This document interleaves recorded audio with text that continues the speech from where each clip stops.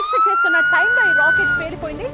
So Florida launch pad పై Blue Origin rocket hot fire పరీక్ష జరుగుతూ ఉండగా ఒక్కసారిగా పేలింది. ఫ్లోరిడాలోని కేప్ కెనవరల్ లాంచ్ ప్యాడ్ 36 దగ్గర ఈ ప్రమాదం జరిగింది. 320 అడుగుల భారీ న్యూక్లియర్ రాకెట్ ఇంజన్స్ ను పరీక్షించే స్టాటిక్ ఫైట్ టెస్ట్ నిర్వహిస్తూ ఉండగా ఒక్కసారిగా ఈ ఘోర పేలుడు సంభవించింది. ప్రమాదంలో సిబ్బంది అంతా సురక్షితమని బ్లూ ఆరిజిన్ చెప్పింది. స్థానిక ప్రజలకు కూడా ఎలాంటి ప్రమాదం జరగలేదని అత్యవసర విభాగం తెలిపింది. నాసా చంద్రమండల మిషన్ కు బ్లూ ఆరిజిన్ ఎంపికైన కొద్ది రోజుల్లోనే ఈ పేలుడు జరగడం సంస్థకు కోలుకోలేని ఎదురుదెబ్బ. మరోవైపు ప్రమాదంలో బ్లూ ఆరిజిన్ కు ఉన్న ఏకైక లాంచ్ ప్యాడ్ తీవ్రంగా ధ్వంసమైంది. దీనివల్ల రాబోయే 12 నెలల పాటు నాసా ప్రతిష్టాత్మక ఆర్టెమిస్ చంద్రమండల మిషన్స్ కు బ్లూ ఆరిజిన్ దూరమయ్యే ప్రమాదం ఉందని నిపుణులు చెప్తున్నారు.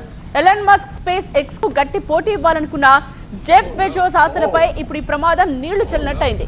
రాకెట్ సైన్స్ చాలా కష్టమైంది అంటూ స్పేస్ ఎక్స్ అధినేత ఎలాన్ మస్క్ ఎక్స్ లో స్పందించారు. అయితే ఇది కష్టమైన రోజు, మళ్లీ నిర్మించి ప్రయాణాన్ని ప్రారంభిస్తామన్నారు జెఫ్ బెజోస్. ప్రస్తుతం ప్రమాదానికి గల కారణాలపై యుఎస్ స్పేస్ ఫోర్స్ దర్యాప్తు చేస్తోంది.